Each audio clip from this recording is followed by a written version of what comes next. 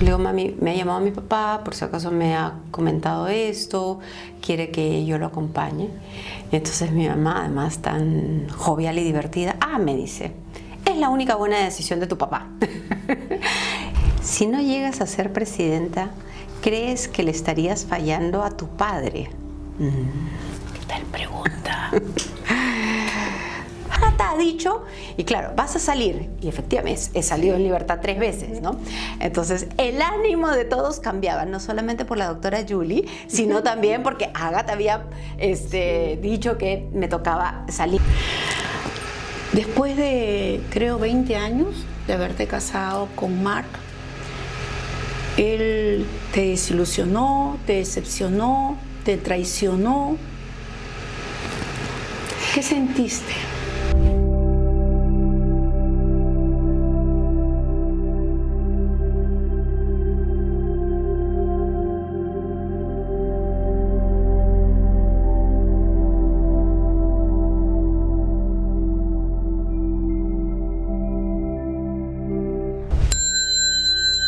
Bienvenidos a una sesión con Agatha Liz, tu podcast.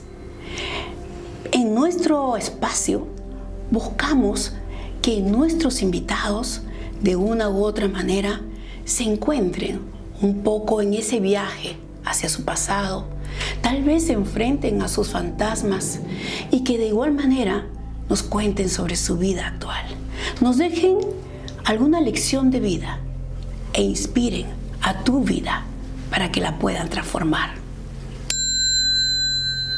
En esta ocasión tenemos una súper invitada.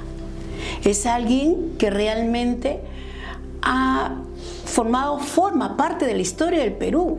Así que apenas ustedes sepan de quién estoy acompañada, no necesita mayor presentación. Pero por supuesto estamos hoy honrados con la presencia de Keiko Sofía Fujimori Iguchi. Bienvenida, Keiko. Un placer, muchísimas gracias por esta invitación. Gracias. En algún momento de nuestras vidas nos hemos cruzado en la calle, nos hemos saludado con mucho cariño, pero para mí es un gran gusto volverte a ver y un privilegio poder estar acá contigo. Ay, muchísimas gracias, de verdad. Bueno, ella, para los que no saben, que creo que todos sabemos muchísimo de ella, pero hoy vamos a saber un poquito más. Ella nació el 25 de mayo del año, ¿digo el año? 75, por supuesto. 75, por supuesto, dice ella. Entonces, ella es del signo de Géminis. Como saben, Géminis está dominado por Mercurio. Es el planeta de la inteligencia, es el planeta de la comunicación, es el planeta que es muy adaptativo, muy sociable y sobre todo, muchas veces muy racional. Es uno de los signos que siempre se representan por ir a los detalles. Lo que nadie se da cuenta, un geminiano, una geminiana se da cuenta. Así que ese es el signo de nuestra invitada. Hemos visto que en su carta natal, porque ella nació a las 14 horas con 45 minutos, ¿sí?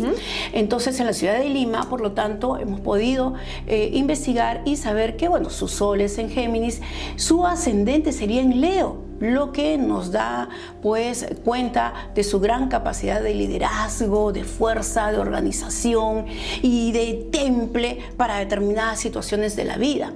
Y su luna estaría en Escorpio. Oh, cuidado, porque Escorpio en sus afectos, dicen que la mayoría de las escorpionas nunca tienen un solo compromiso en su vida. Siempre se casan más de una vez. Bueno. Ahora que me lo dices, me cae perfecto este comentario.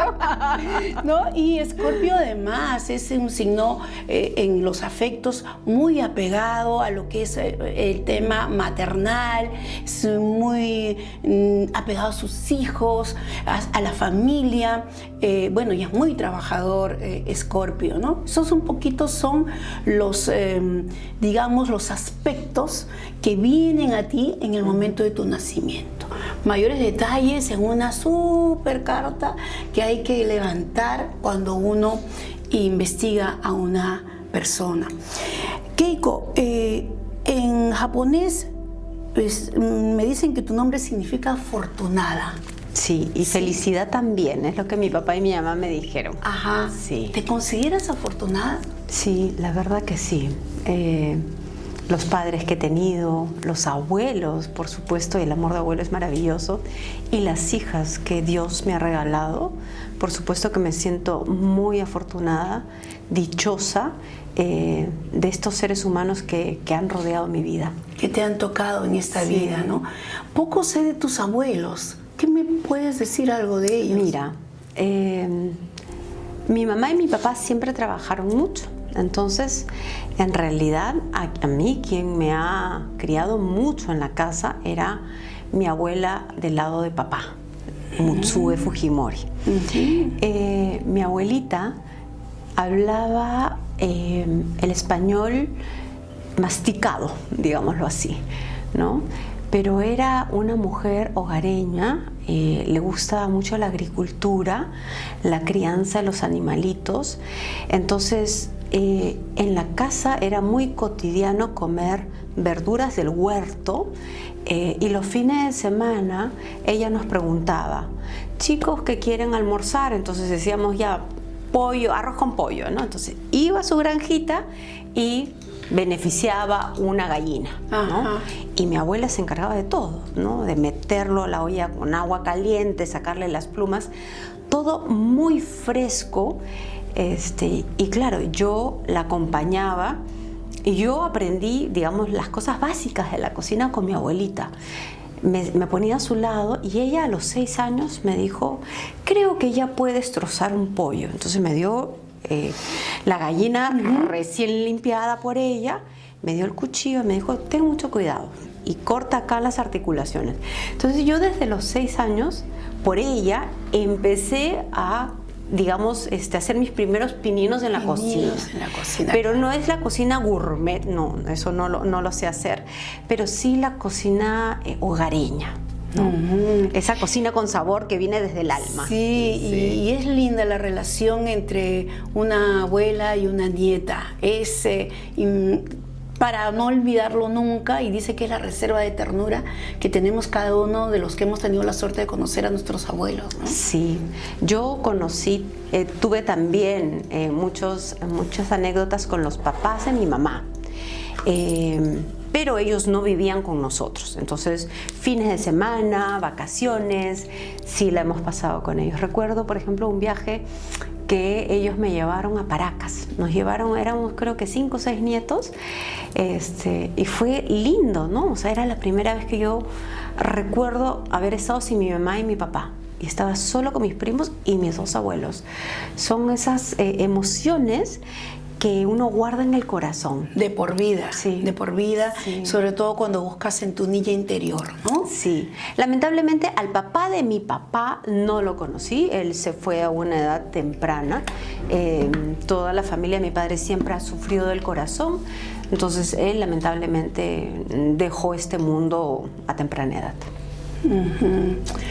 Bueno, Keiko, te quiero invitar a recorrer un poquito tu vida, sí. A mirar un poquito hacia el pasado. Ok.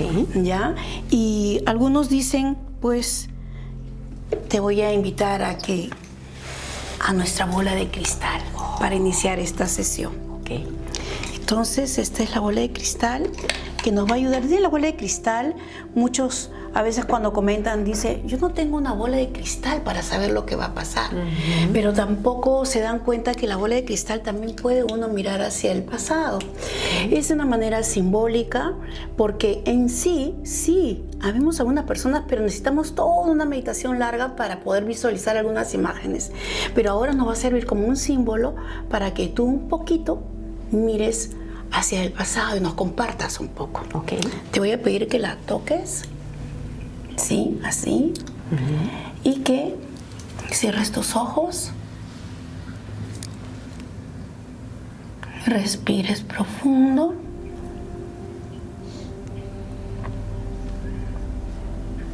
Y empecemos un poquito. Mantén tus manitos así juntas. Voy a retirar el cristal. Y quiero que respires profundo. Y que viajemos un poquito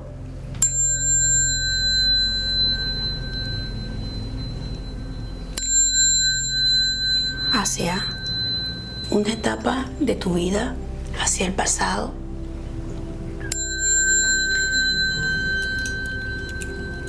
Quizá que te ubiques cuando tenías 15 años y te enteras que tu padre ha sido elegido presidente.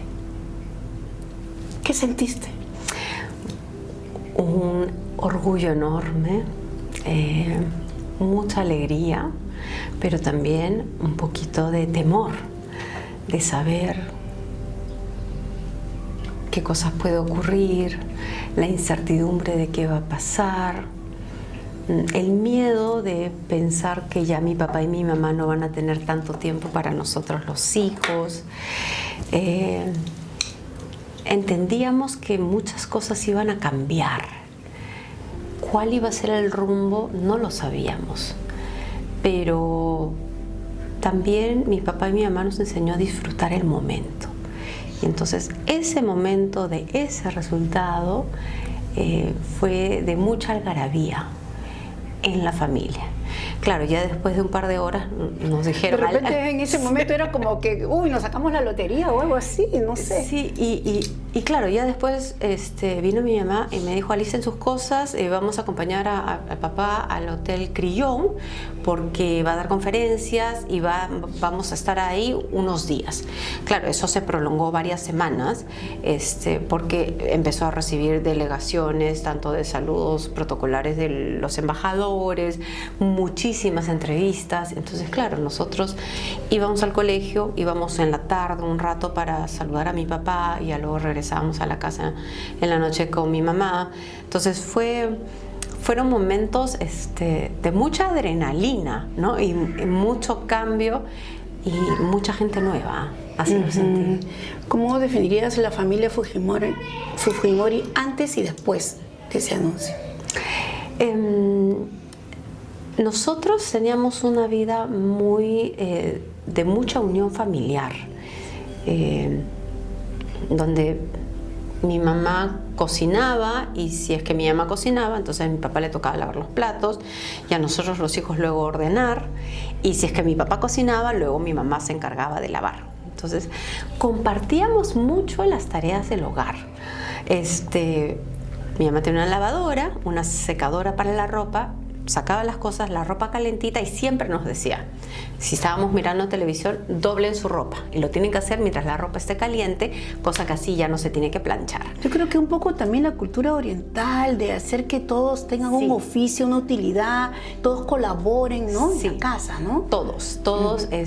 Y claro, como te contaba con mi abuelita, yo aprendí a hacer las cosas básicas de la cocina, entonces siempre era la asistenta de mi papá o de mi mamá, dependiendo de quién cocinara, y yo me encargaba también de ayudarlos. Y además soy la hermana mayor, entonces eso también, yo era la asistente de mi mamá para dirigir a mis hermanos. Entonces mi mamá me decía, ya, alista a tus hermanos, tienen que estar todos listos a las 8 de la mañana. Ya, entonces yo me encargaba de hablar con cada uno de ellos y asegurarme de que ellos todos estemos listos, ¿no? Todos estén listos. Entonces, ese antes y ese después, ¿te agradaba?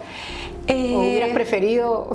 No, yo creo que mis papás siempre nos llevaron por las responsabilidades que ellos tuvieron. Por ejemplo, mi mamá construía casas. Ella era ingeniero civil y habrá construido cerca de 45, 50 casas en Lima, ¿no? Entonces, cada vez que a ella le tocaba un techado, ¿no? El momento del techado es bien importante para un ingeniero civil. Entonces nos llevaba a nosotros los hijos, se aseguraba estar presente en todo el momento del techado, y después de que eso culminaba, la jornada laboral, le compraba pollo a la brasa a todos los obreros. Entonces ella siempre nos involucró mucho en todo el proceso cuando ella construía las casas o el edificio que ha hecho. Mi papá, como profesor universitario, yo me acuerdo mucho, él utilizó una pared de la casa y era la pizarra, ¿no? Entonces, sobre todo Hiro y yo, que somos los mayores de los cuatro, éramos muy chancones. Entonces, a mí me utilizaba como asistente. Entonces, él tenía, por ejemplo, en los exámenes de sus alumnos, 5 preguntas. Él ponía el número de cada pregunta y yo me encargaba de sumar el resultado y poner, por ejemplo, ¿no? 18. Entonces mi papá me había dicho, de 17 para arriba pones excelente. Entre 14 y 17 pones muy bien, y arriba y abajo de 13 tienes que repasar más, algo así, ¿no? Entonces había frases que yo me encargaba de poner a cada examen, y siempre recuerdo, ¿no?, los mejores alumnos de mi papá, que son luego los alumnos que mi mamá se llevó a la Academia de Matemáticas para que sean los profesores en esta institución donde ella, digamos, enseñaba matemáticas para las clases de verano, para los vacacionales de los chicos, ¿no? Entonces, o sea, siempre hemos participado de cada una de las responsabilidades de mis papás, y ya luego yo también he tratado de replicar eso con mis hijas, ¿no?, que ellas me acompañen.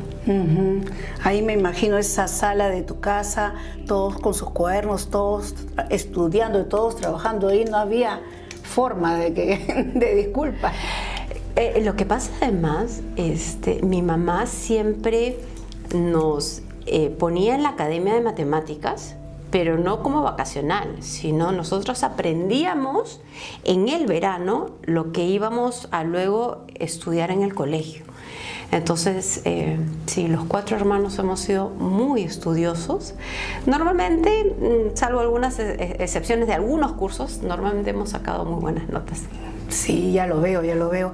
Y bueno, como te estábamos en el momento en que tu papá se convierte en el presidente del Perú, recordaba, que te lo contaba hace un rato, que le hice el pronóstico de que iba a ser presidente. Tú sabes que eso me ha servido muchísimo a mí también, tú sabes, ¿no?, que necesitamos tener también nosotros nuestras notas, ¿no? Una persona que se dedica a mirar el futuro, y un pronóstico como ese fue increíble, porque tú sabes que nadie se lo esperaba, ¿no? Nadie se lo esperaba a un principio a tu papá, ¿no? Porque no era un político, no era una persona conocida ni nada. Entonces, cuando lo encuentro en RPP, y preguntamos al tarot y le salió la carta del triunfo, y yo le dije: ingeniero, usted va a ser presidente. Entonces se sonrió un poco, ¿no?, como diciendo: veremos, ¿no? Y yo le dije: pero no solo eso, usted va a capturar a Abimael Guzmán, ¿no? Lo que en ese tiempo, como recordarás, pues era hablar de Abimael Guzmán, era hablar de una especie de fantasma que nadie conocía, por dónde estaría escondido, quién sería, ¿no? Y atreverse a decir que iba a poder lograr eso, pues era, pues sí, arriesgar mucho, ¿no? Pero se cumplió, ¿no? Y bueno, pues a partir de eso, mucha gente sabe que tanto al ingeniero como a otros presidentes, algunos en privado y otros en público, siempre me han consultado. ¿Alguna vez te han leído las cartas? Sí, primero te contesto sí. Pero quiero además recordar el momento y el contexto en que le dijiste esto a mi padre, porque antes de la primera vuelta, en la última encuesta antes de la elección, mi padre figuraba en otros, y creo que le daban 2 o 3%, o sea, nadie le daba bola. No, claro, ya habían algunos periodistas, pero digamos las cifras no demostraban eso, ¿no? Entonces, tú le vaticinaste este resultado, y además mi padre, como en algún momento lo contó en su biografía, él creía. Sí, en la lectura del tarot. Inclusive en el tarot, él también se fue a las guaringas, ahí se bañó y todo. Sí. Yo creo que se ha visto mucho en gobernantes, en líderes, que siempre se dan cuenta que entre la realidad y la magia la línea es muy delgada, ¿no? Y siempre hay que consultar, ¿no?, para ver qué pasa. Sí, a mí me han leído las cartas, me han leído las hojas de coca en Cusco, me han leído el café. Ajá. Y las líneas de la mano. No es que, o sea, cuando de vez en cuando se presenta la oportunidad como el día de hoy, yo encantada de poder escuchar, ¿no? Por supuesto. Creo que hay cosas en las que sí, el destino marca una ruta, pero sé también que uno puede forjar su propio destino y tiene que trabajar para que esas cosas sucedan. Tal cual, sí, yo creo, y siempre he dicho que son las dos cosas, ¿no? Hay cosas que vienen ya para ti, como dice, ¿no? Lo que está para ti nadie te lo quita, pero también hay otras que son de nuestro libre albedrío, de nuestras decisiones que nosotros mismos lo tenemos que hacer, ¿no? Y eso es interesante saber esa diferencia para no tampoco caer en un fanatismo ni nada de eso, ¿no? Llevarlo de una manera también dándole el lugar que corresponde, ¿no? Pero volvemos a ese momento, un poco a esa etapa, ¿no? Luego, después, te toca la gran responsabilidad a los 19 años de ser la primera dama. ¿Cómo asumes este reto? ¿Qué pasa por tu mente? Quiero que me digas así, tal cual esa noche, cuando te enteraste, no sé, te lo dijo tu papá, no sé, que ibas a asumir esto. ¿Qué pensaste esa noche? ¿Pudiste dormir o dijiste qué voy a hacer? No sé. Te agradezco por la pregunta porque me permite además aclarar algunas leyendas urbanas alrededor de esta responsabilidad tan grande que me tocó asumir. En el medio del divorcio, mi padre me llama un día, yo estaba en Boston, y me dice, va a haber un evento en Miami, una cumbre, donde van a haber muchos presidentes y primeras damas, me gustaría que me acompañes. Entonces, mi primera respuesta fue decirle, no, papá, primero estoy estudiando, y la verdad que en el medio del divorcio, la verdad que no me parece, ¿no? Terminé de hablar con él y llamo a mi mamá.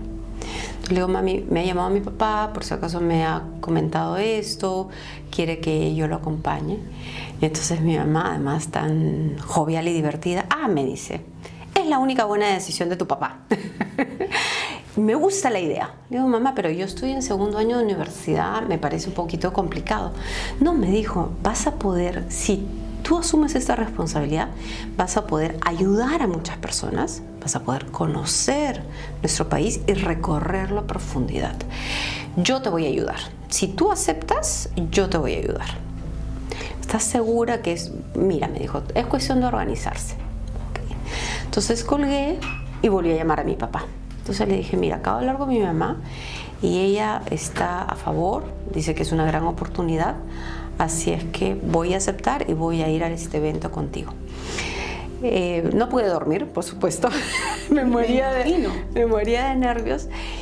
Y claro, yo llegué un día antes y estaba todo el jefe, digamos, el canciller, el jefe de protocolo, ¿no? Y me explicaron. Cuando hay un evento tan grande como el que yo estaba participando, normalmente cuando se reúnen los presidentes o las primeras damas, ya está predeterminado quiénes van a hacer el uso de la palabra. Entonces me dijeron, bueno, son 3 primeras damas, la sesión la dirige Hillary Clinton, tú no te preocupes. Ya luego, en las mesas de trabajo, hemos pedido, como tú habías solicitado, que participes en la mesa de educación. Ok, bueno. Entonces, ya más tranquila, me fui al evento grande de las primeras damas y yo escuchaba a las 3 personas que ya se había determinado por agenda, pero dentro de mí yo decía, no me puedo quedar callada, ¿no? Soy joven, soy peruana, me tengo que decir algo. Entonces, la señora Clinton, cuando terminaron de hablar, las 3 señoras, dijo, ¿alguien tiene alguna pregunta, consulta o algo más que decir? Entonces, yo levanté mi mano, y claro, me identificó inmediatamente y hablé de la importancia de la educación como herramienta para cambiar nuestras vidas y de la educación sobre todo como política pública para los dirigentes de Latinoamérica, ¿no? Mis piernas me temblaban, Agata. O sea, terminé nerviosísima, pero tan orgullosa de haber podido decir lo que yo sentía, y de haberme atrevido a levantar mi voz. Sí, esa noche se acercó la señora Clinton para felicitarme. Felicitó a mi papá también por mi participación. Así es que fue un evento muy bonito que sí, también lo guardo en mi corazón. Y es algo que yo siempre le digo a los jóvenes, ¿no? Hay que atreverse. Cuando a veces se presenta la oportunidad, porque no siempre se da, tú tienes que chapar esa oportunidad y utilizarla. Así es. Pero ahí también tu vida cambió. Sí.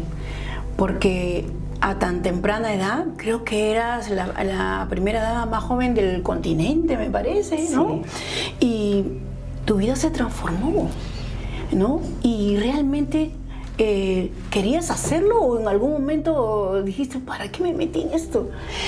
Había una mezcla de las dos cosas. En primer lugar, mi mamá me transfirió el cargo y la responsabilidad de ser la presidenta de la Fundación por los Niños del Perú. Entonces, esta fundación que creó Pilar Nores de García, y que luego yo la transferí a la esposa de Valentín Paniagua, ayudaba a niños en estado de abandono. Y en el Perú, debido al terrorismo, y esto lo digo para los chicos jóvenes, tuvimos miles de huérfanos por los atentados terroristas, ¿no?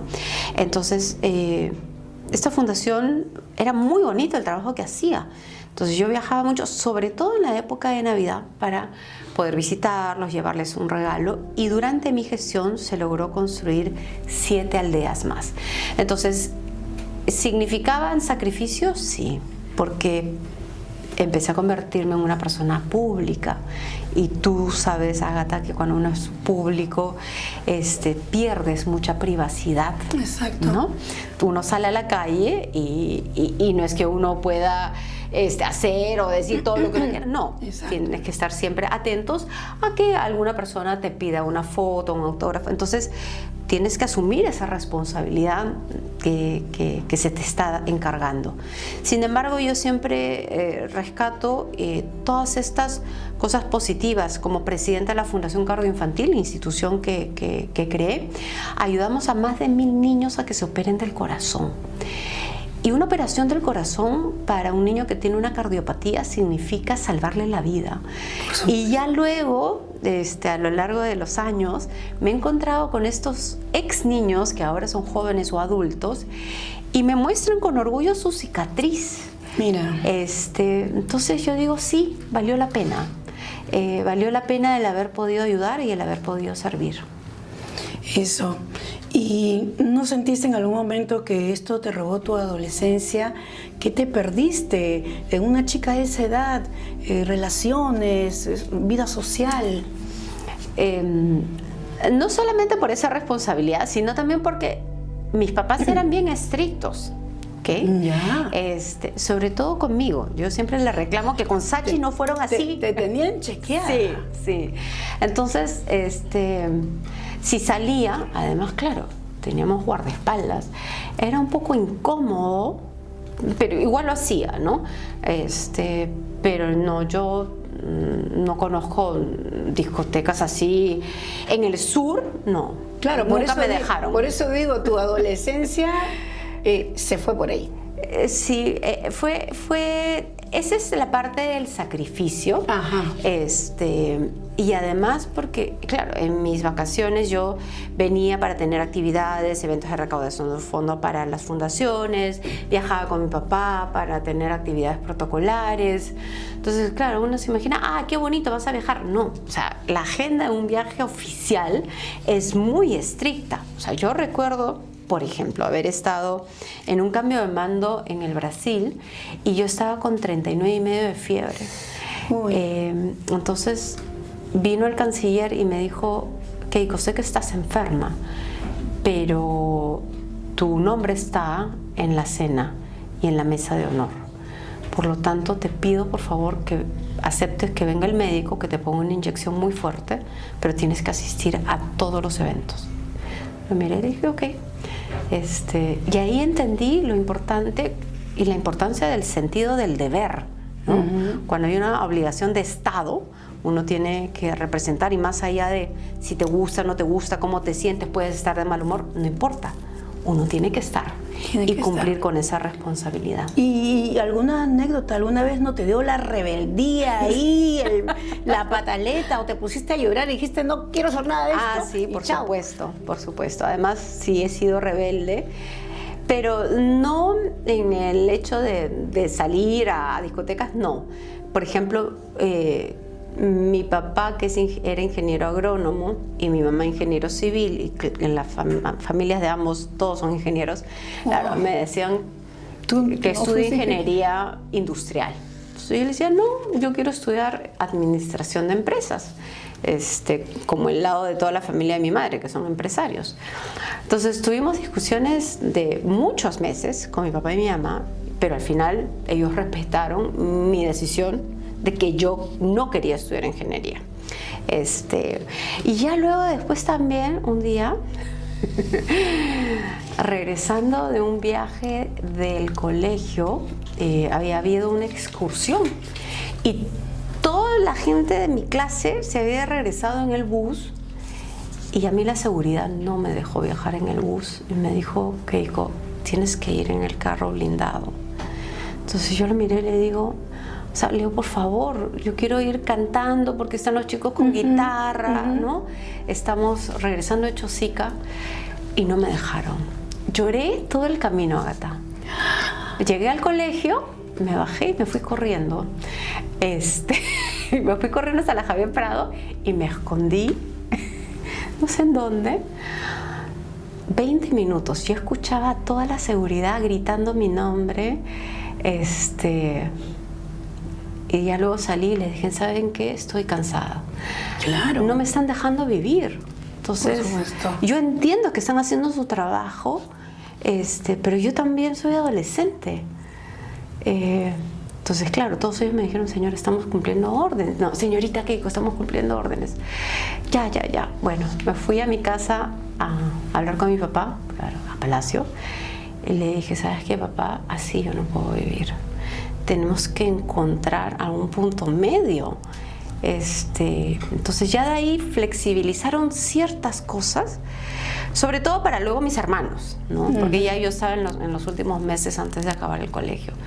Pero sí, he tenido pataletas, he tenido momentos de mucha tristeza por no poder tener una vida normal, ¿no? ¿Con qué época de tu vida te quedarías si quisieras que nunca hubiera terminado? Me encantó mucho mi edad desde los 12 hasta los 14 años.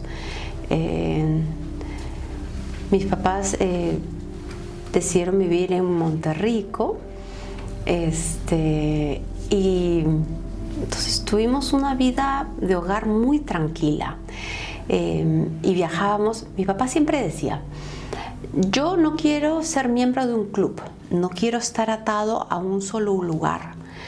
Yo quiero que ustedes siempre puedan conocer cosas nuevas. Entonces, cada fin de semana nos íbamos a un río, al desierto de Villacurí, al desierto de Paraíso, a volar cometa, a pescar. Nos íbamos a Pasamayo para ver la humedad y él nos contaba cómo podía lograr sembrar, ¿no? Entonces, todos esos fines de semana en familia y de contacto con la naturaleza y conociendo nuestro país fue muy bonito. ¿No? ¿Te quedarías con eso? Sí, sí. Entonces, entre las cosas, esas cosas lindas y esos sacrificios que has tenido que hacer, esta mujer de hoy, Keiko, de 50 años, ¿qué le diría a esa jovencita de 19 que con todos sus temores asume esto de ser primera dama? ¿Qué le dice la de hoy a la de antes? Le diría a esa niña que a pesar de los, digamos, de todas las obligaciones de Estado que puedan haber, que trate de disfrutar el día a día y que no se olvide de vivir. Sí. Bueno, eso suena fuerte. Sí, y es que hoy, después de varias cosas y momentos difíciles que he tenido que afrontar, veo la vida con otra perspectiva. Y hoy estoy disfrutando mucho mi día a día y disfrutando. Yo sé que me quedan pocos meses con Kiara, me quedan un par de años con Kaori antes que ellas se vayan a hacer sus estudios universitarios, pero estoy disfrutando cada mañana que estoy con ellas, disfrutando mi rol como presidenta del partido, formando jóvenes, viajando y dando charlas y conferencias, no solamente en nuestro país, sino ahora también en diferentes partes del mundo. Sí, ahora vamos a hablar de eso porque sí, esa aura de transformación se desciende de todas maneras, ¿no? Gracias. Ahora nos toca la pregunta. En el próximo bloque cortamos aquí. Sí, nos toca un corte porque tenemos en la próxima secuencia al público que sabía que ibas a estar aquí. Nos ha hecho preguntas. Y hay una pregunta que está en un cofre escondido y vamos a ver que la leas. Ok. Ya regresamos.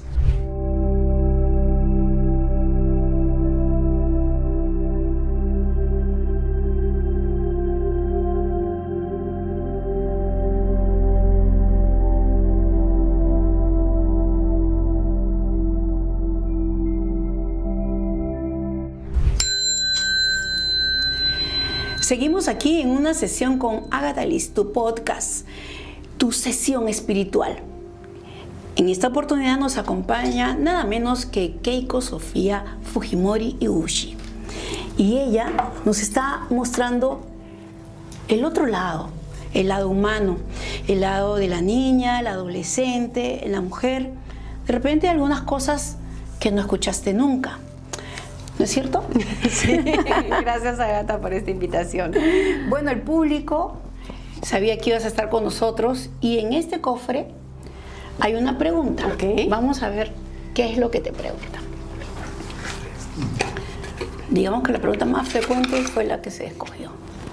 A ver, si no llegas a ser presidenta, ¿crees que le estarías fallando a tu padre? ¿Qué tal pregunta? ¿Qué responde? A ver, hace pocos días atrás hemos conmemorado una misa porque se cumplió 1 año de su partida. Y es verdad que él, antes de partir, me pidió que si él no podía asumir la candidatura, que la asumiera yo. Entonces, yo en ese momento no le pude contestar y le dije, déjame terminar de pensar y de tomar esta decisión. Y mi padre fue muy comprensivo y me dijo, con su sonrisa de costado, me dijo, yo sé que vas a tomar la mejor decisión. Y así lo dejamos.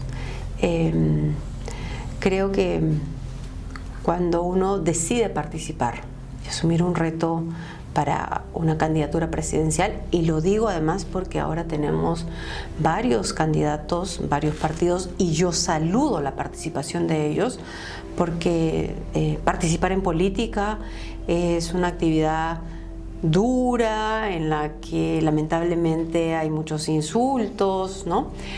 Así es que yo saludo la participación de todos ellos. Esta decisión estoy en proceso de terminar de tomarla, pero yo sé que desde el cielo mi padre me va a acompañar, sea cual sea la decisión que yo tome.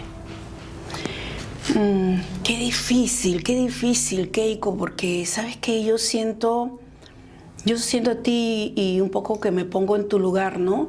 Primero estas cosas que te pone la vida, primero este reto que tuviste que asumir, todo lo que conllevó, claro, lo bueno, pero también lo negativo que pudo ocurrir durante el gobierno, la política, ¿no? Tú, recibiendo eso. Y luego ahora también recibiendo, digamos, un encargo tan complicado, tan difícil. ¿Cómo huir de eso? Lo que pasa es que yo no soy de las personas que mire de costado. Yo creo que uno tiene que siempre enfrentar las cosas y sobre la base de la información, las personas que a uno lo acompañan, la experiencia que uno pueda tener, puede tomar una mejor decisión. Participar en política, y en mi caso personal, ha sido muy difícil porque sin haber sido gobierno, sin haber manejado nunca recursos del Estado, No he sido presidenta, no he sido ministra, no he sido alcaldesa y he estado 3 veces en prisión, más de 480 días alejada de mis hijas, sin condena, sin sentencia y hoy con un juicio anulado, ¿no? Entonces, yo eso no se lo deseo a nadie, pero sé también que la vida en estos momentos de dificultad me ha hecho más fuerte y me ha dado un regalo, Ágata, porque solo en un momento de crisis uno puede conocer a las personas y puede conocer el alma de la gente.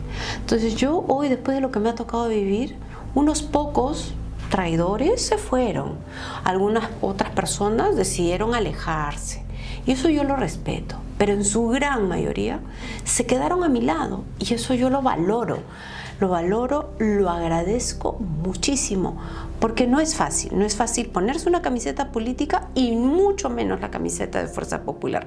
Y aquí quiero hacer un paréntesis adicional, porque así como Ágata le leyó a mi padre, cuando yo estaba en prisión, tan importante como la llegada de la doctora Juliana Loza, mi abogada, era cuando Ágata salía en Willax y en televisión y leía y pronosticaba qué iba a pasar. Entonces varias veces han llegado mis hijas, mi hermana, congresistas a visitarme y me decían, Ágata ha dicho, y claro, vas a salir, y efectivamente he salido en libertad 3 veces, ¿no? Entonces el ánimo de todos cambiaba, no solamente por la doctora Julie, sino también porque Ágata había dicho que me tocaba salir en libertad. Y se cumplía, así es que te he tenido presente, Ágata, en esos momentos de dificultad. Bueno, gracias por eso, gracias. En realidad, pues, esas 3 veces tan lamentables que estuviste privada de tu libertad, sí salían los pronósticos. Como digo, primera vez que no es la primera vez exactamente que nos vemos, pero digamos que podemos conversar. Sí.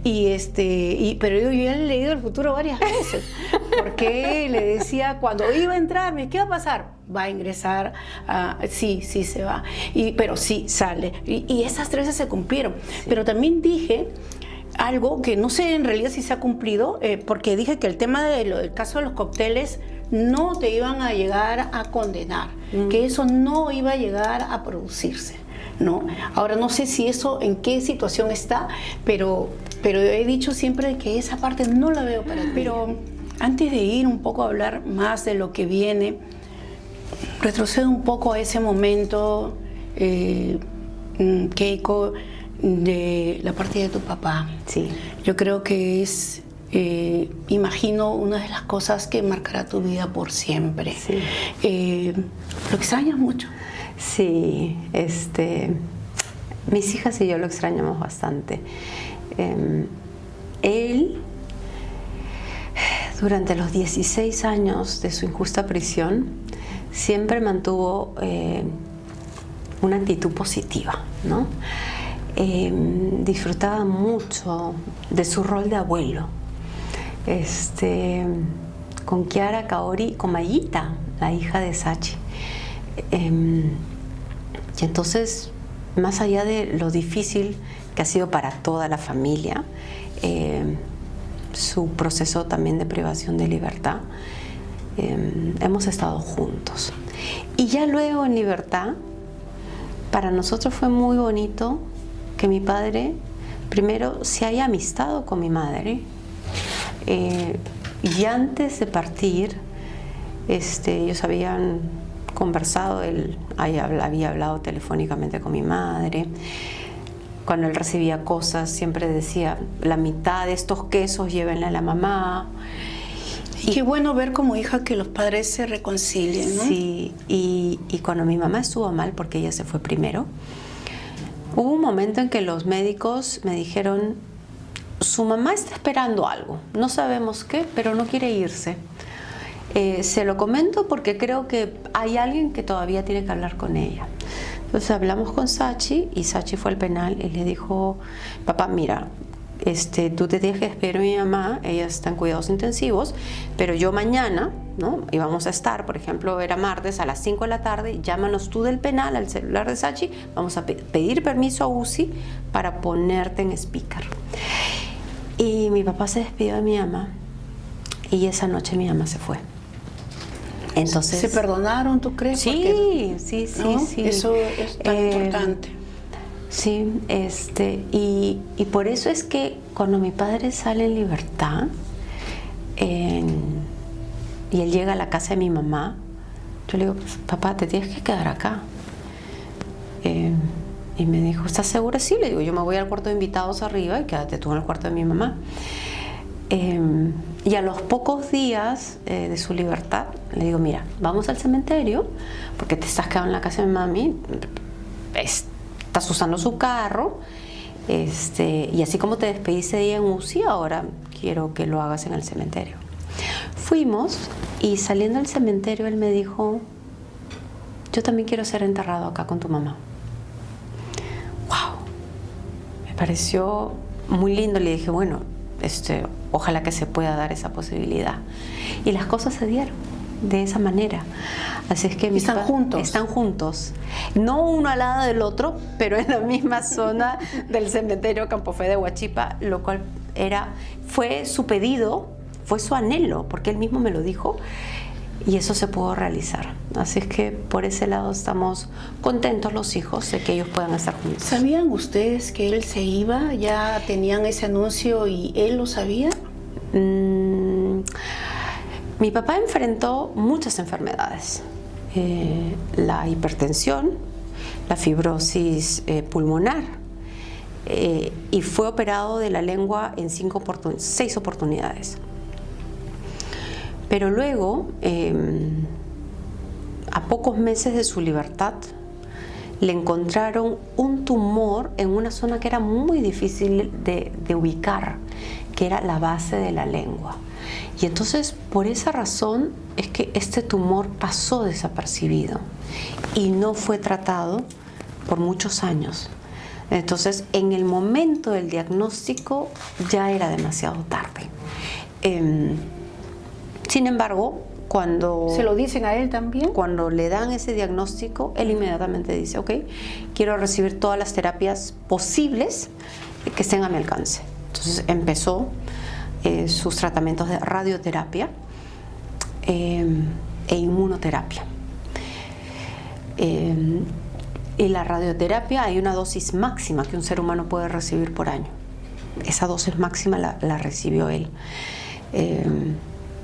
Sus últimos meses ya no podía recibir alimento porque todo estaba con llagas. Se le hizo una cirugía para poder alimentarlo directamente al estómago. Y cuando le hacen un segundo chequeo, se le encuentra un tumor en el pulmón. Y entonces los médicos le comentan, porque claro, él tenía el anhelo, si 26 años había enfrentado y le había ganado al cáncer, él pensaba que también lo podía hacer. Claro que lo podía seguir haciendo. ¿No? Pero cuando le dan el diagnóstico de la metástasis, entonces nos dan la posibilidad de escoger calidad de vida o seguir algún tratamiento más fuerte. Entonces mis hermanos y yo le dijimos, papá, calidad de vida, ¿no? Pero él dijo no. Él primero nos explicó que el paciente decide, ¿ok? Eso es muy importante. Así es. Así como la persona, o sea, un ser humano elige, hay 2 decisiones bien importantes. Uno elige a su doctor y uno elige a su abogado. Y nadie se puede meter en esas decisiones, ¿no? Y lo segundo es que uno decide finalmente qué tratamiento recibir. Y por mucho que nosotros le dijimos, papá, va a ser muy riesgoso que recibas algo más agresivo, él optó por eso. Él dijo, yo no voy a esperar a la muerte de brazos cruzados.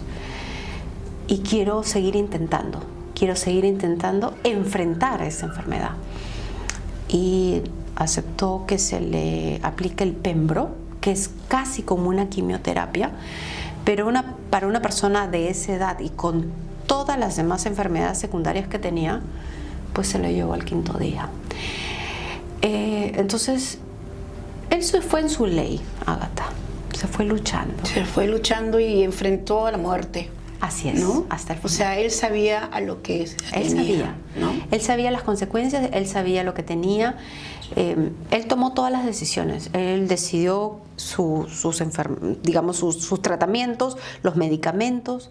Cuando él se sentía bien, hablábamos de que él iba a hacer la campaña presidencial. Pero ya cuando se sentía mal, Y Sachi cuando venía de Alemania me decía, pero ¿por qué son 3 días? Bueno, le digo, no es una decisión mía.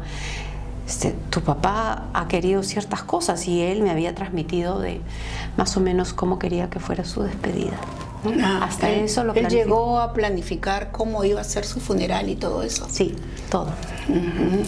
Y fue apoteósico porque muchísima fue gente. muy emocionante realmente ver tantas Yo te miles miraba de por personas. televisión y trataba de imaginarme qué pasaba por tu mente en ese momento ya con tu padre que había partido.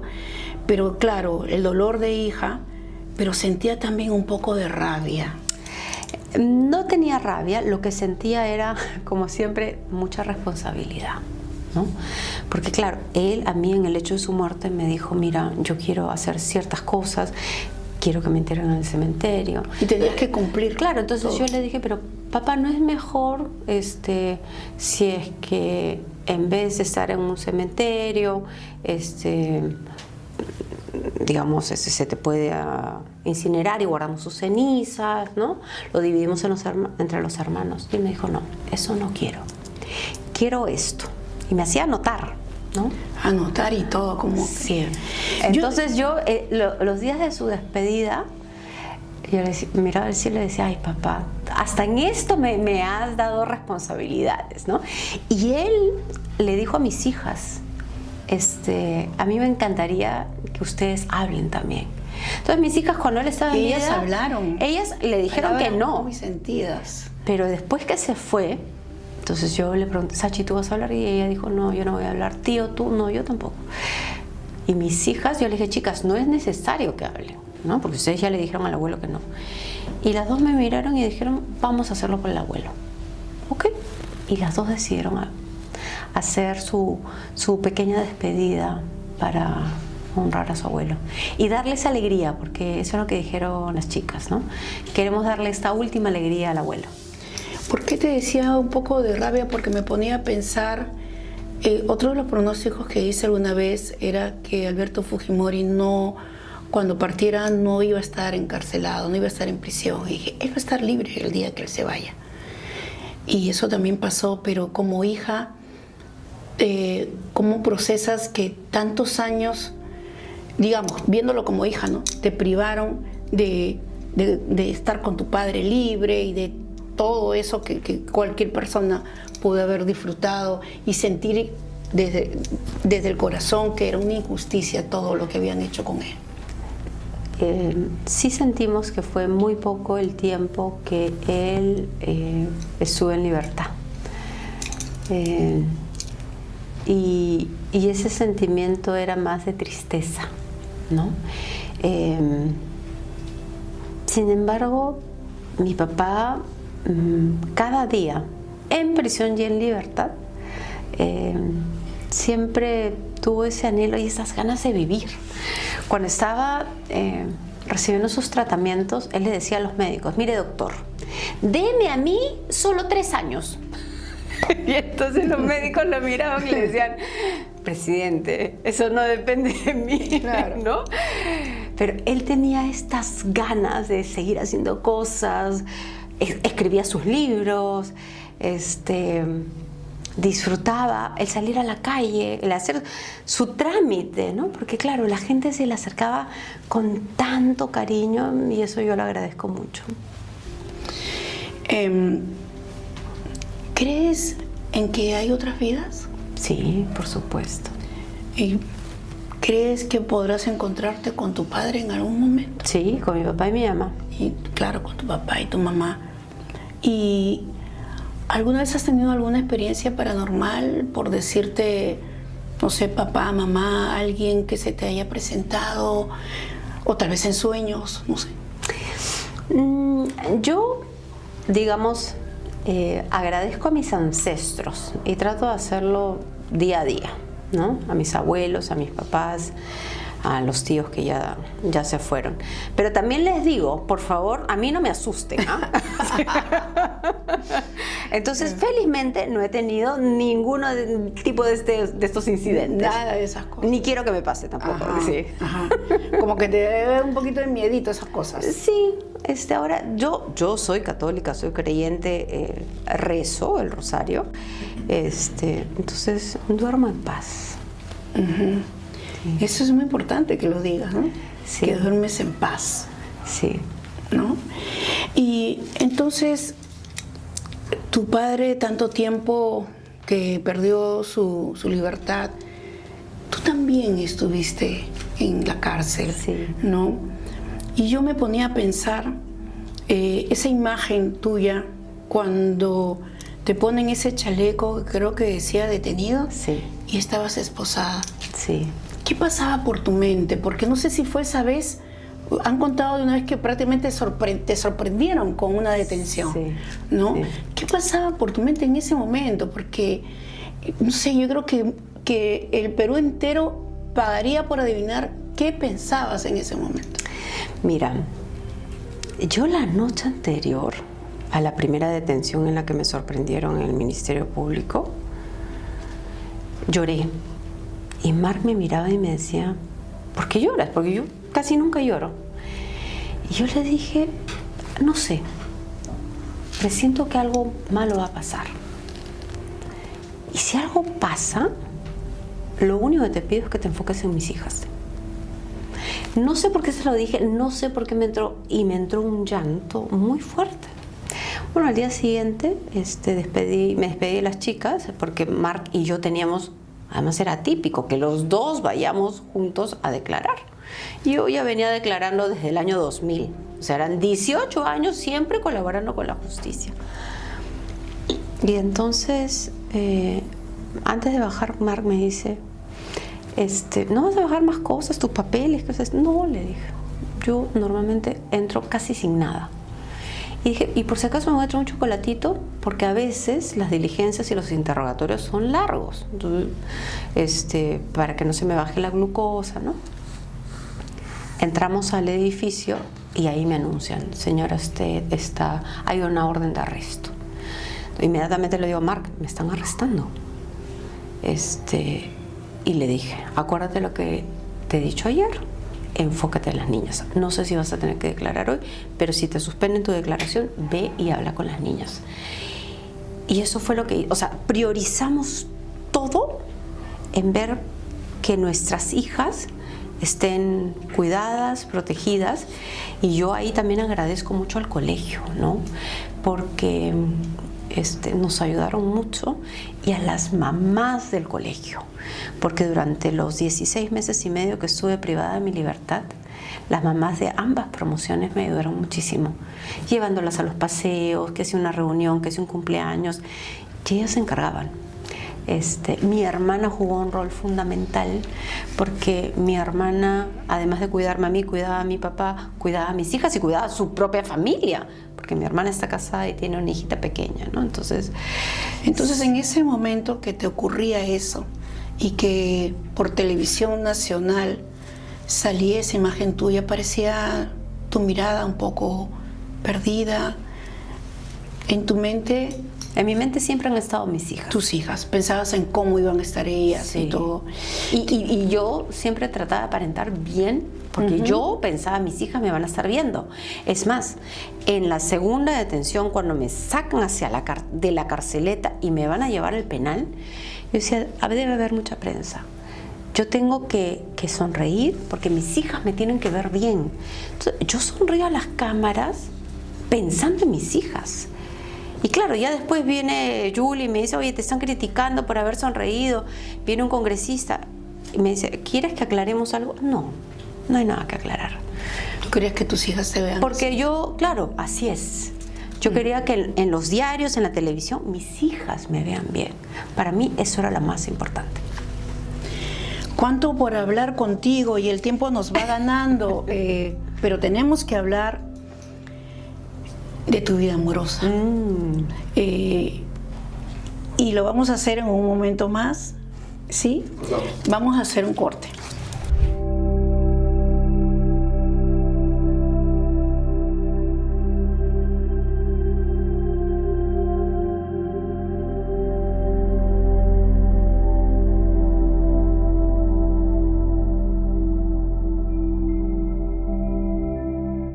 Bueno, acá vamos a hacer un ejercicio de sanación, una terapia. Hablaremos de tu vida amorosa, Keiko. Después de, creo, 20 años de haberte casado con Mark, él te desilusionó, te decepcionó, te traicionó. ¿Qué sentiste? Voy a tratar de no profundizar mucho en lo que pasó, pero sí pasé muchos momentos de tristeza. Sin embargo, yo, más allá de que el matrimonio terminó, yo a él le agradezco primero las 2 hijas que tenemos. Tengo 2 hijas maravillosas. Y en segundo lugar, le agradezco que haya estado a mi lado en los momentos más difíciles cuando estuve en prisión. Y eso es lo que yo rescato, porque más allá del matrimonio somos amigos y vamos a seguir siendo amigos porque somos los papás de Kiara y Kaori. Así es que el resto de nuestras vidas nos vamos a seguir viendo. Y yo a él le deseo todo lo mejor. Ya no conmigo, ¿ah? Eso ya fue. Pero a él en su vida que le vaya muy bien. Tomar una decisión de divorciarte fue muy difícil. Es difícil porque, claro, uno tiene el anhelo de construir por el resto de tu vida una relación, ¿no? Sin embargo, soy también de decisiones que cuando esos principios no se dan, es mejor cortar por lo sano. ¿Perdonarías una infidelidad? No. Y entonces, para mí, priorizamos todo el proceso de separación poniendo a Kiara y Kaori por delante y pensando en lo mejor para ellas, ¿no? Entonces, nuestra separación fue civilizada, conversada, siempre viendo cuál era el mejor momento, hablando con nuestras hijas y manteniendo una relación de amistad, que es finalmente lo más importante. Yo he estado 18 años casada y más o menos año y medio de enamorada y novia. Entonces sí, 20 años es un montón, es un montón. Es un montón. Así que vamos a seguir siendo amigos siempre. Pero ya no hay amor. No. ¿Y qué le dirías a las mujeres que de repente están en una situación en la que perdonan una y otra vez infidelidades, traiciones y de repente tienen alguna dependencia, una baja autoestima? ¿Cuál sería tu consejo? Siempre le digo a mis amigas y a mis hijas que se preocupen por el amor propio. Eso es lo más importante. Y uno nunca debe de depender de nada ni de nadie. Cada uno puede ir construyendo su camino y su futuro. Y eso es lo que yo decidí. Decidí y tomé esta decisión pensando en mí y pensando también en mis hijas. Sí, es verdad, y entonces eso es lo que tú le aconsejas. Así en este ejercicio es un ejercicio de sanación y de terapia. A ver. Es simbólico, esta es nuestra hoguera. Te voy a pedir que cojas 3 papelitos Ya. que simbólicamente los estás escribiendo, pero en tu mente, y vas a decir 3 cosas que quieres quemar de tu vida, que ya no regresen más, pero los vas a coger y los vas a echar ahí. Y claro, vas a decirnos por qué también, ¿no? Pero no tengo que mencionar ni la persona ni lo que estoy pensando. Personas no, pero sí qué vas a quemar y por qué. Ok.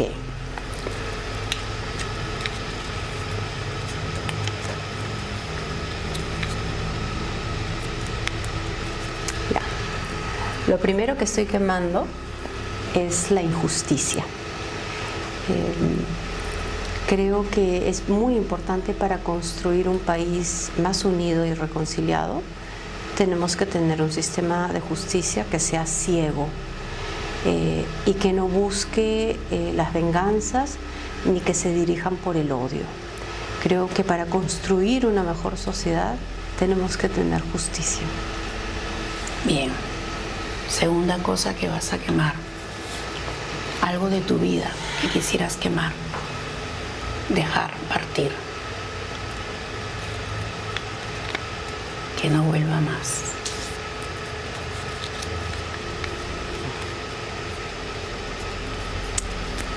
Voy a quemar y voy a dejar ir las mentiras y las traiciones.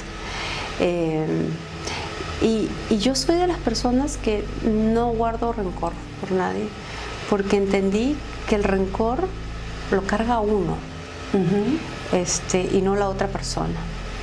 Creo en la justicia divina y creo que hay una ley de karma. Serán ellos quienes se encargarán. Yo no. No hay rencor en tu corazón, no hay resentimientos. No. Mi corazón está dedicado para construir y para ver el lado positivo y para sentir gratitud por todo lo que tengo y cómo el universo me ha premiado. Tercera oportunidad de quemar algo de tu vida o algo que no quieres contigo.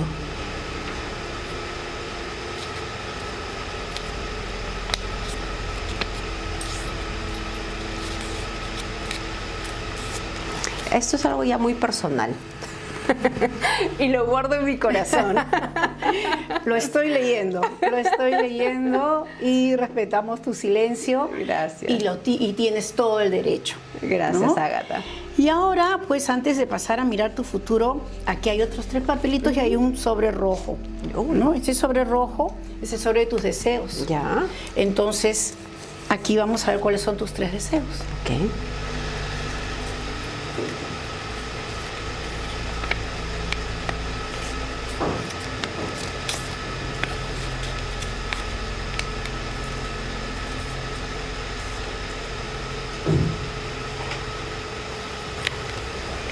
El primero tiene que ver con el presente y con el futuro de cada uno de nosotros y por supuesto del país, ¿no? Yo creo que tenemos un potencial enorme, pero todos tenemos que poner nuestra parte para construir ese futuro que queremos. Bien, entonces el deseo es el futuro del país. Así es, un futuro con mayor unidad. Unidad. Sí. Segundo deseo.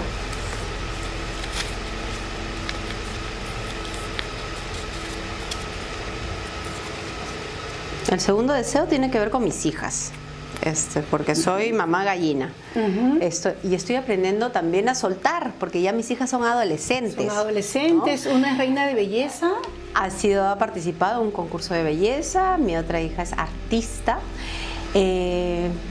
Y yo las acompaño, las guío como mamá, pero también entiendo que es importante que ellas vayan tomando sus propias decisiones, que se equivoquen en el camino, que se atrevan. Cuando estaba en el penal yo le recé a la Virgen todos los días para que el corazón de mis hijas no se endurezcan. Así es. Y eso le agradezco, porque mis hijas, si tú las ves, son 2 niñas buenas. Que son valientes, que se han sabido enfrentar los avatares de la vida. ¿Les aconsejarías que ingresen a la política? Yo siempre les digo que hagan lo que a ellas les apasiona. Preferiría que no, pero tampoco les prohíbo. O sea, yo sé que cada una de ellas va a saber construir su propio futuro. Sí. Bien. ¿Y cuál es el mejor legado o ejemplo que les dejas a tus hijas? Siempre le digo, atrévanse. Es preferible intentar y equivocarse en el camino, pero tener, digamos, la satisfacción de que pudiste aprender algo, ¿no? Y que disfruten del camino. Eso es bien importante. Sí. ¿Y el último deseo? Mi último deseo, ok. Concéntrate, que es tu última oportunidad.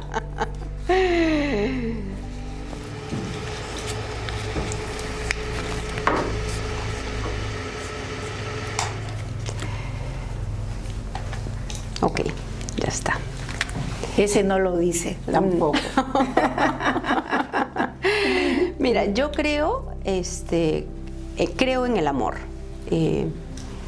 pero creo también que los espacios de soledad también son importantes. ¿Te sientes sola a veces? No, nunca me siento sola. Y me gusta, disfruto estar sola también. Si estoy en provincia, si tengo que dormir una noche fuera sin mis hijas, leo, converso mucho con la gente. Y son momentos en los que también me recargo de energía, ¿no? Pero no pierdo la esperanza en que el amor llegará. A ver, vamos a ver. Para eso he venido.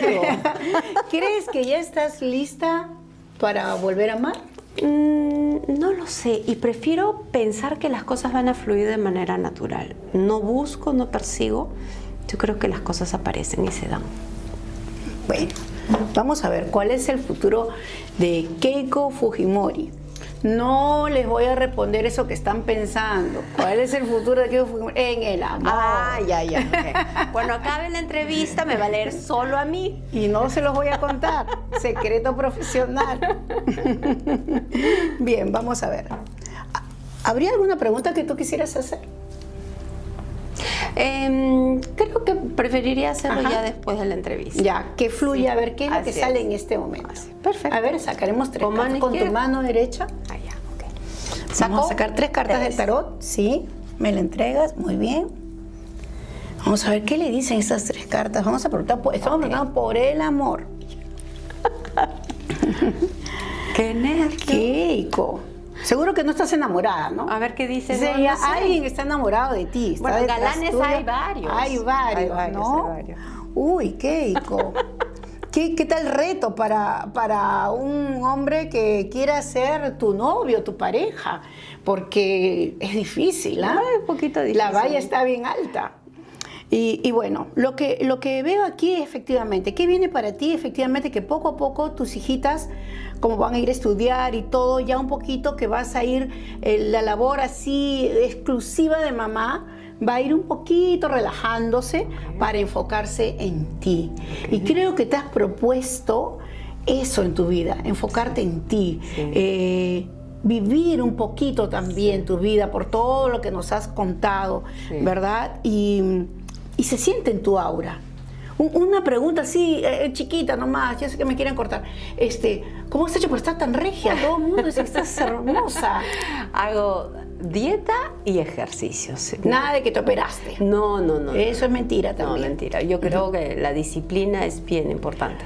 Pero, ¿qué pasa con las mujeres que cuando se divorcian se ponen más bonitas? Yo creo que en mi caso me tocó pasarlo muy difícil porque tomé la decisión de separarme. Mi mamá justo se había ido y estaba enferma de COVID. Entonces son esos momentos cruciales en los que uno toca a fondo y dice, no, si yo no me preocupo por mí, nadie lo va a hacer. Nadie lo va a hacer. Bueno, te quiero comunicar que no vas a estar sola mucho tiempo. Sale un amor acá, pero un amor que primero es como que escondiditas. Es decir, una persona, mira, acá está, para que no piensen que lo estoy diciendo. ¿Y ahí qué significa? El amor y el deseo. Significa okay. Una persona, yo siento una persona que ya está ahí muy interesado, pero un poquito que lo estás haciendo sufrir, como que sí y que no y así, ¿no? Pero, bueno, habría que ver por qué esta persona hasta dónde se quisiera comprometer, ¿no? Porque en este tema del amor quedó un aprendizaje. Siempre, de todas las experiencias uno saca aprendizajes, del amor, de la política, del deporte, de todo, ¿no? Y como mujer, ¿qué has aprendido? Nerviosa, a ver. Sí, acá dice que efectivamente, mira, dime una cosa, ¿tú crees en la brujería, en la hechicería? No, pero creo, ¿sabes qué? En las buenas y en las malas intenciones de la gente. Entonces, sí, pues, o sea, porque algunos pueden pensar que por ahí te hicieron una maldición para que no salgas adelante, para que no ganes las elecciones anteriores. Bueno, hubieron muchas irregularidades. Ahí lo dejo nomás. Bueno, yo sí tengo que decir, y eso te lo digo porque también a mí me carga mucho la gente, porque yo pronostiqué la elección pasada y yo te veía ganadora a ti. Pero también dije algo. Dije, yo la veo ganadora a Keiko, pero veo una mano negra. Veo una mano negra y veo algo por lo bajo. Y aquí hay algo raro. Sí, pues. Lo que no se gana con los votos se va a ganar debajo de la mesa. Yo dije eso. Tal cual, ¿no? Y fíjate tú, y por alguna gente me dice, ay, pero tú fallaste. Tú dijiste que Keiko ganaba. Y no ganó. Le digo, bueno, depende cómo lo quieras interpretar. Sí. Y ese fue el pronóstico, ¿no? Pero bueno, hay muchas otras cosas más que decir. Y viene el amor para Keiko, ahí está el pronóstico, ¿no? Vamos a ver hasta cuándo nos lo va a querer contar, ¿no? Pero ella se va a hacer de rogar, pero viene el amor. Sola no te quedas, eso sí te digo. Y bueno, va llegando el momento en que nos vamos despidiendo, porque ya de aquí vamos a pasar a una entrevista en privado. Y eso ya no se los voy a poder contar para ustedes. Pero antes de eso, vamos a traerle el regalo. Oh. Llegamos ya a la parte final de nuestro programa y como siempre dejamos un regalo especial a nuestro invitado, nuestra invitada, en este caso Keiko. Muchas gracias. Regalo con mucho cariño. ¿Lo puedo abrir? Claro que sí, quiero que lo abras. Bueno, en realidad la entrevista nos ha quedado corta. Ojalá que nos vuelvas a visitar en otra oportunidad. Yo encantada. Para hablar muchas más cosas de la vida de Keiko, que ya está escribiendo el libro de su vida. ¡Wow! Ese es el talismán 7 poderes. Mire. Quiero que sepas que ese talismán también se lo regalé a tu padre. ¿Qué? ¡Wow! Sí. Y se lo he regalado a otros presidentes, se lo regalé a Gisela Valcárcel. Y las personas que lo han tenido siempre han tenido éxito en algún aspecto importante de su vida. El talismán 7 poderes es justamente como lo dice, es el poder y la protección contra todo lo negativo. Gracias. Y tiene un mensaje muy importante. Gracias, Ágata. Como dijimos al comienzo, tu nombre significa también afortunada. Y el mensaje que tiene es que la puerta de tu verdadera fortuna se va a abrir cuando tú menos lo imagines. No será nunca antes ni nunca después, sí cuando el destino te lo toca. Los tiempos de Dios son perfectos. Son perfectos. Sí. Y vendrá para ti eso que será tu verdadera fortuna. Muchas gracias. Gracias, Ágata. Lo Así voy a que guardar buena siempre en mi vibra corazón. Y toda la energía positiva, como a Gracias. todas las personas que nos visitan, siempre la recibimos con luz, con buena vibra y conocemos ese lado humano tuyo. Gracias por abrirnos tu corazón, por contarnos cosas de tu vida y todo tu futuro, que sea luz para tu vida. Gracias a ti por tus dones y por este ser maravilloso que eres. Gracias. Y porque eres una inspiración para muchas mujeres. Sigue siempre así. Gracias, Ágata. A ti también las gracias. Y bueno, esta fue una sesión muy interesante y vendrán muchas más. Si a ti te preocupa lo que es y lo que será, piensa que aquello que ya ocurrió es el pasado, es parte de la historia. Aquello que esperas para mañana es el futuro y es un misterio. Pero el hoy es un obsequio. Por eso le llamamos presente. Gracias por estar en esta sesión. Luz para tu vida. Hasta la próxima.